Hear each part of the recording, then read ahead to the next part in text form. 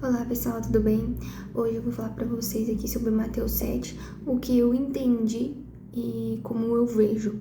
Ali quando os escribas chegaram, né, junto com os fariseus ali arrazoando nos seus corações, tipo assim, falando, ai, por que esse povo bebe sem lavar a mão? Por que não lavam os copos, né? O Senhor disse para eles, né, que tem muitas pessoas que fazem do mandamento de Deus como se fosse doutrina humana. Veja aqui no versículo 7, mas em vão me adoram, ensinando mandamentos de homens como se fossem doutrinas, pois deixando de lado o mandamento de Deus, conservais a tradição do homem. Então, o que eles priorizavam? Manter tudo organizado, né? Eles queriam lavar copo, queriam lavar as mãos, mas o coração estava distante de Deus. O que era principal, que é uma alma de intimidade com Cristo, eles não tinham. Então, o Senhor fala, né? Rejeitais inteiramente o mandamento de Deus e vos apegares à própria tradição. O Senhor repete isso lá no versículo 9.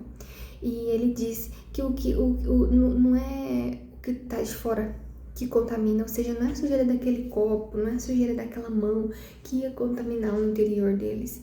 É o que sai da boca para fora. Então, porque no coração do homem é pensado muita coisa errada, que se torna poluição para a própria alma e para o próximo. Ele fala aqui, ó, no versículo 21, pois do interior do coração do homem procedem maus pensamentos, adultério, fornicação, assassinato, roubo, cobiça, maldade, engano, lascívia, inveja, blasfêmia, soberba, pesadez. Todas essas coisas não procedem de dentro, o que contamina o homem. Todas essas coisas, mas procedem de dentro, né? Então, assim, às vezes a gente tá preocupado, igual Marta tava preocupada em arrumar a casa, em deixar tudo organizado e esqueceu ali da melhor parte. Existe, né, a parte de Marta, de querer deixar tudo, de querer fazer o bem, de querer organizar, mas Jesus estava na casa dela e ela poderia ter dado atenção ao Senhor. E essas pessoas aqui, o que elas ganham, gente, mantendo as coisas organizadas? Adianta você ter sua casa organizada, ter tudo em ordem, mas você não buscar Deus de todo o seu coração? Sabe, quando você dobra o seu joelho e ora a Deus com um coração sincero, sem palavras repetitivas, quando você busca o Senhor do seu íntimo coração, anjos vêm ao seu favor, cadeias do mal são quebradas, sabe? Muitas coisas são desfeitas, porque o mundo espiritual, ele existe, ele é real. Então o inimigo, ele fica colocando coisas nos nossos corações pra gente não orar, pra gente enfraquecer, pra gente não jejuar, pra gente não buscar. Porque isso é a chave da vitória. Isso é a chave da vitória. Então você fica sempre procurando com o externo, às vezes buscar falar com Deus com palavras bonitas. E não é isso. Deus quer de você um coração sincero. Deus não quer que você mantenha a sua casa em ordem. Deus não quer que você fique andando maquiada, bonitinha, bem amontada, se que o seu coração esteja nele. Deus não quer um tupetinho, uma coisa no gel, um terno, uma coisa se seu coração não estiver nele. Adianta? Se os seus lábios adoram ele em uma canção, mas quando ele se entristece quando vê distante o seu coração, né? Deus se entristece quando vê distante o seu coração.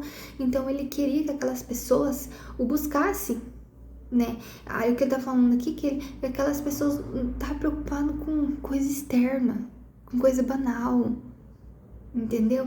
Então assim, para de preocupar com a situação. Às vezes a gente quer se manter bem pro outro, quer colocar que tá tudo bem pro outro, mas isso é sinceridade com Deus, né?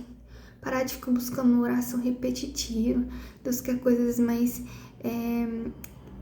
que nos aproxima mais dele, né? Um coração contrito. E quando você vê ali, o Senhor, ele liberta a filha da mulher de Ciro Fenícia, que é aquela mulher que estava com a filha endemoniada em casa, e através da fé dela, o Senhor Jesus curou ela, né? Porque o Senhor falou assim, ó: deixe que primeiro os filhos saciem, pois não é certo para o pão dos filhos e lançar aos cães. Mas ela disse: sim, Senhor, mas os cães debaixo da mesa comem as migalhas dos filhos. Então ele disse: por essas palavras segue o teu caminho. E o demônio já saiu da tua filha. E quando ela chegou em casa, a filha dela estava curada. Quando você vê um outro milagre aqui que Jesus fez, a cura de um homem surdo, e gago, você vê a palavra ali, ó, no versículo 32, trazem-lhe um surdo com dificuldades para falar, e trazem-lhe, ou seja, trouxeram aquele surdo e aquele gago, o Senhor operou sobre ele o milagre. Quando a gente volta aqui no versículo 25, o que o Senhor, ele chegou ali de forma mais calma, mas ele, de forma mais calma, que eu queria assim, não noticiou para todo mundo, mas essa mulher aqui, ó, no 32, falou, né, pois um homem soubesse, mas não pôde esconder-se, Jesus não pôde esconder-se, pois certa mulher, no 32, cuja filha tinha um espírito imundo, ouviu falar dele e veio e lançou aos seus pés. E lá embaixo, no versículo 36, Jesus fala, ordenou-lhe que não, o cego, né, que curou o cego, ordenou-lhe que não contasse a nenhum homem, mas quanto mais o proibia, mais o divulgavam. E se você for ver, uma coisa que me chamou a atenção, porque em todos maior parte dos milagres está escrito isso, que o Senhor pede para não contar. E eu me questionava, gente, mas por quê?